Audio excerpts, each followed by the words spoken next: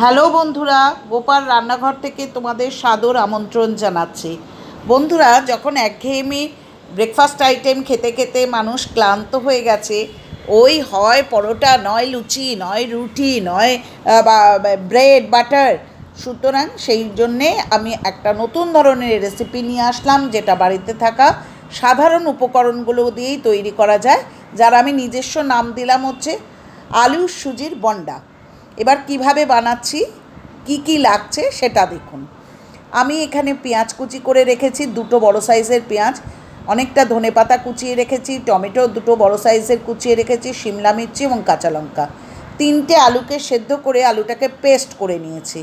এবার দেখুন কড়াইয়ের মধ্যে এই জাস্ট এই কাপের মাপে আমি 4 কাপ জল দিচ্ছি। 2 কাপ, দেখুন বন্ধুরা, 3 কাপ এবং 4 কাপ। এবার আমি 1 চামচ নুন দিয়ে দিলাম। ঠিক আছে, এরপর দেখুন আমি বেশ অনেকটা পরিমাণে ধনেপাতা কুচি দিয়ে দিচ্ছি। এরপর দিচ্ছি হচ্ছে খানিকটা চিলি ফ্লেক্স। ঠিক আছে বন্ধুরা, কালার হওয়ার জন্যে আমি এই জলের মধ্যেই অল্প, একদম সামান্য কোয়ার্টার চামচ হলুদের গুঁড়ো এবং লঙ্কার গুঁড়ো দিয়ে দিলাম। এটা ম্যান্ডেটরি নয়, এটা নাও দিতে পারেন। এবার যে কাপের মাপে আমি জল দিয়েছিলাম সেই কাপের মাপেই আমি 4 কাপ জল দিয়েছি, 2 কাপ সুজি দিচ্ছি। দেখুন বন্ধুরা, সুজিটা ঢালার সাথে সাথেই কিন্তু নাড়তে হবে, নাহলে কিন্তু সুজিটা জাস্ট জমা হয়ে যাবে বা জমে যাবে, সলিড হয়ে যাবে। দেখুন আমি ভালো করে সুজিটাকে নাড়তে শুরু করেছি, জলটাকে শুকানো পর্যন্ত। এখানে যেন কোনো লাম্প তৈরি না হয়। বন্ধুরা ভালো করে নাড়াচাড়া করবেন। দেখুন আমার জলটা আস্তে আস্তে কিন্তু সুজির মধ্যে অ্যাবজর্ব হয়ে যাচ্ছে। এই দেখুন আমার সুজিটা প্রায় শুকিয়ে এসছে, জলটা একদম প্রায় মরে গেছে। দেখুন এখন কড়াইয়ের গায়ে কিন্তু সুজিটা লেগে যাচ্ছে। হয়ে গেছে বন্ধুরা, আমার সুজির প্রিপারেশনটা মোটামুটি তৈরি। এবার আমি সুজিটাকে নামিয়ে ফেলবো এবং পাশে একটা প্লেটের মধ্যে আমি সুজিটাকে রেখে দিলাম।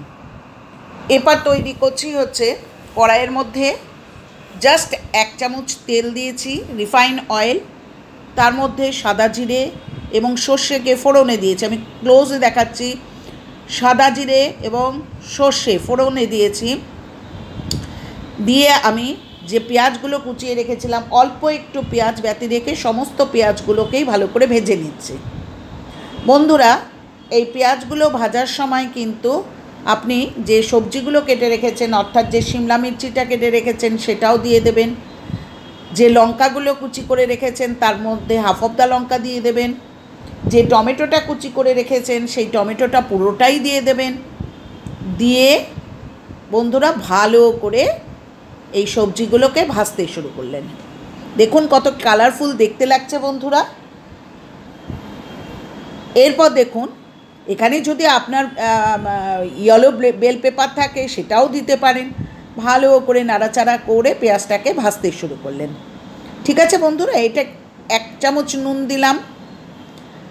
আমার মনে হলো যেন নুনের পরিমাণ কম, তাই আরেকটু নুন দিয়ে দিলাম। ঠিক আছে, এবার আবার পেঁয়াজটাকে ভাজতে শুরু করব। এর মাঝখানে আমি কি করছি, হাতে একটু রিফাইন অয়েল মেখে নিয়ে আমি সুজিটাকে খুব ভালো করে মেখে নিচ্ছি। একদম গরম থাকা অবস্থায় নয়, তবে গরমটা থাকাকালীনই কিন্তু সুজিটাকে ভালো করে ময়দার মতো মেখে নিতে হবে। দেখুন আমার পেঁয়াজটা ভালো করে ভাজা হয়ে গেছে, পেঁয়াজ, টমেটো, লঙ্কা, শিমলা মির্চি এগুলো সব ভালো করে ভাজা হয়ে গেছে।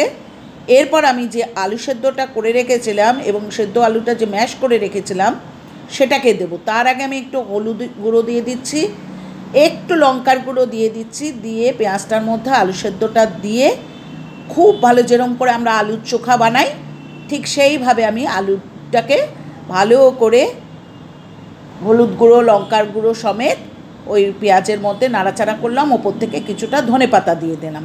দেখুন বন্ধুরা, এখানে আমি মোমো কুকারটা নিয়েছি, নিয়ে নিচের মোমো কুকারটাতে ভালো করে খানিকটা জল দিয়েছি, আর ওপরের কুকারটাতে খানিকটা আমি রিফাইন অয়েল দিয়ে হাত দিয়ে ভালো করে মাখিয়ে নিচ্ছি। এটা ব্রাশের সাহায্যেও করতে পারেন।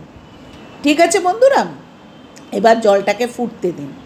এর মাঝখানে আমি কি করছি, দেখুন বন্ধুরা, এবার ঢাকা দিয়ে আমি জলটাকে খানিকক্ষণ ফুটতে দিচ্ছি। এর মাঝখানে আমি কী করছি, যে সুজিটা আমি ভালো করে মেখে রেখেছিলাম ময়দার মতো, সেখান থেকে একটা বাটির মতো করে নিয়েছি। নিয়ে দেখুন, এই যে আলু সেদ্ধটা অর্থাৎ যেটা আলুর চোখার মতো করে রেখেছিলাম, এই বাটির মধ্যে এই আলুর চোখাটা ভরে আমি আস্তে আস্তে এই বাটির মুখটাকে বন্ধ করে দিচ্ছি।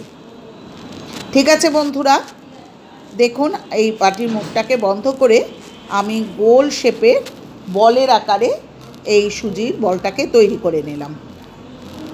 ঠিক আছে বন্ধুরা, দেখেছেন যে আমি এই আস্তে আস্তে আস্তে আস্তে সুজির বলটাকে তৈরি করে নিচ্ছি। এইভাবে আমি একটা করে বাটি গড়ে নিয়ে তার মধ্যে আলুর পুরটা দিয়ে আমি একটা করে বল গড়ে নিলাম, সুজির বল গড়ে নিলাম। হয়ে গেছে বন্ধুরা। এবার দেখুন আমার ওই মোমো কুকারটার মধ্যে কিন্তু জলটা ফুটে গেছে, আমি যেটা অয়েল ব্রাশ করে রেখেছি। এবার এই সুজির বলগুলোকে আমি একটা একটা করে এই কুকারের মধ্যে বসিয়ে দিচ্ছি। তবে একটু ফাঁক রেখে বসাবেন, যাতে কি না একটার গায়ে আর একটা না লেগে যায়।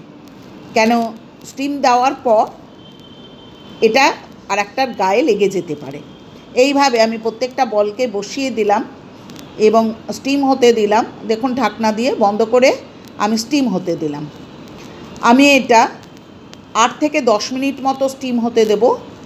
দেখুন আমার স্টিম হয়ে গেছে। এবার আমি আস্তে আস্তে একটা টঙের সাহায্যে বা আপনি চামচের সাহায্যেও করতে পারেন, তুলে রাখলে।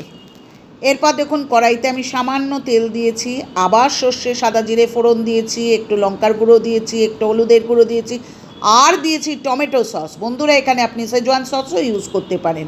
ধনেপাতা কুচি দিয়েছি, পেঁয়াজ কুচি দিয়েছি, যা যা অবশিষ্ট ছিল কাঁচা লঙ্কা কুচি দিয়েছি, দিয়ে এগুলো উল্টে পাল্টে ভালো করে ভেজে নিলাম। এখানে আপনি টমেটো সসের সাথে কিন্তু চিলি সস ব্যবহার করতে পারেন বা আপনি সেজওয়ান সস ইউজ করতে পারেন। দেখেছেন বন্ধুরা, রেডি আমার সুজি পটাটো বন্ডা বা পটাটো সুজি বন্ডা। একটা স্যালাড তৈরি করেছি, শসা, পেঁয়াজ, টমেটো, ধনেপাতা কুচিয়ে তার মধ্যে লেবু, নুন এবং খানিকটা গোলমরিচের গুঁড়ো দিয়ে টমেটো সস দিয়ে পরিবেশন করেছি। বন্ধুরা, দেখতে পাচ্ছেন কত সুন্দর সুন্দর আইটেম আমি নিয়ে আসছি। সুতরাং যদি আইটেমগুলো পছন্দ হয় পাশে থাকুন। তো চ্যানেলটি সাবস্ক্রাইব না করলে তো আমার পরের রেসিপিগুলো আপনি দেখতে পারবেন না। সুতরাং চ্যানেলটি সাবস্ক্রাইব করুন, পাশে থাকুন, বেল আইকনটা প্রেস করুন, কারণ নোটিফিকেশন হিসাবে আমার প্রথম যে আইটেমটাই আমি পোস্ট করি না কেন আপনার কাছে চলে যাবে। আর পুরনো বন্ধুদের আমি অশেষ ধন্যবাদ জানাচ্ছি, শুভেচ্ছা জানাচ্ছি, ভালোবাসা জানাচ্ছি। নতুন বন্ধুদের আমন্ত্রণ জানাচ্ছি আমার চ্যানেলটি সাবস্ক্রাইব করার জন্যে। আর দয়া করে একটা রিকোয়েস্ট করছি বন্ধুরা, কেউ সাবস্ক্রাইব করার পর চ্যানেলটি কিন্তু আনসাবস্ক্রাইব করে দেবেন না। আজ আসি, পরের দিন আসবো আবার আরেকটি আইটেম নিয়ে।